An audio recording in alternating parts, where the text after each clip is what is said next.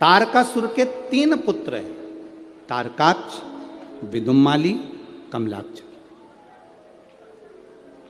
और ये तीनों पुत्र हैं, ये बड़े विकराल, बड़े प्रबल।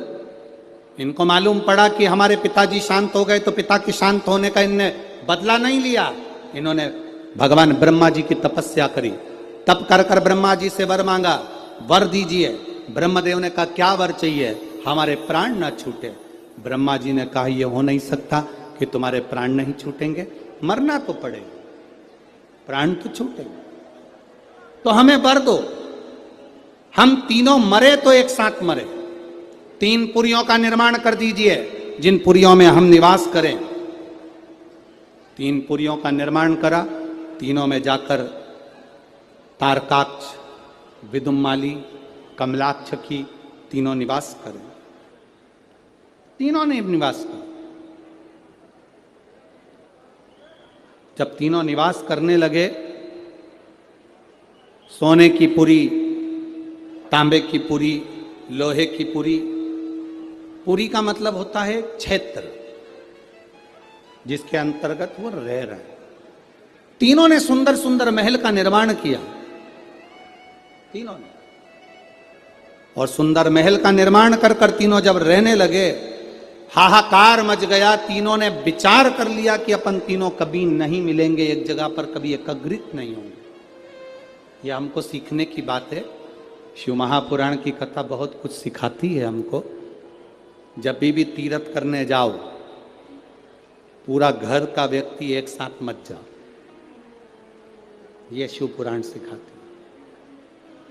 किसी नदी में स्नान करने जाओ, घर का पूरा व्यक्ति एक साथ मत जाओ, घर में किसी का न किसी का रहना जरूरी है। ये शिव पुराण सिखाती है हमको। षडानंद कार्तिकेय चले गए, तारकासुर के तीनों बेटों ने उपद्रव मचाया। जो उपद्रव मचाया, देवताओं ने भगवान शिव से प्रार्थना करी। भगवान शंकर ने जाकर 3 पुरियों को भस्म कर दिया। 3 पुरियों को जैसे ही भस्म करा, शंकर जी का नाम त्रिपुरारी हो गया। भगवान शंकर जब त्रिपुरारी बन गए, आगे वर्णन आया, शंकर जी से प्रार्थना करी, बाबा इन तीनों का संहार करिए। देव अधिदेव महादेव ने देवताओं से कहा कि तुम सब पशु बन जाओ और मैं तुम्हारा पति बन जाता हूं। भगवान एक बड़े नंदी का रूप धारण कर लिए, और भगवान शिव ने एक बड़े नंदी का रूप धारण कर कर देवताओं से कहा तुम पशु बनो। देवता पशु बनकर भागने लगे, भगवान शंकर पीछे पीछे उनके भागने लगे।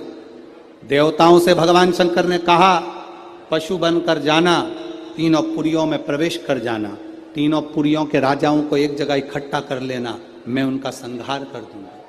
तीनों पुरियों के राजा एक जगह एकत्रित हो गए।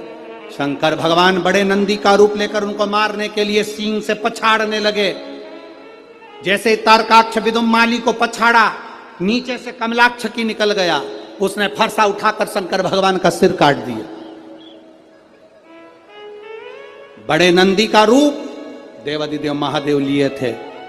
जैसे ही पशु भगवान पशुपति बनकर जो गए थे, उनका जो सिर कटा वो नेपाल में जाकर गिर गया, धड़ केदार में जाकर गिर गया, तो केदारेश्वर हो गए। और शीश गिरा नेपाल में, तो पशुपति नाथ, भगवान शिव पशुपति नाथ। शंकर जी ने देखा कि ऐसे मरने वाले नहीं हैं। शिव जी अपने असली स्वरूप में आ गए। हाथ में त्रिशूल लेकर देवादिदेव महादेव ने तारकाक्ष विदुम्माली को मारा। पीछे से कमलाक्ष फिर आया। शंकर भगवान ने उसी त्रिशूल के पीछे के नोक से कमलाक्षकी को मार दिया। तीनों के प्राण छूट गए। देवताओं ने पुष्पों की वृष्टि कर दी। चारों तरफ आनंद की अनुभूति हो गई। बोल पशुपतिनाथ भगवान की। हर हर महादेव। बोल बम का नारा है, सारी समस्या का हल। शिव तत्व की प्राप्ति हो गई। जानकर देवताओं ने आनंद पाया। भगवान शंकर जी ने पाशुपत्य अस्त्र और पाशुपत्य व्रत दोनों को प्रकट किया। क्या क्या चीज प्रकट करी? जम के बोलो जरा। पाशुपत्य अस्त्र और पाशुपति व्रत।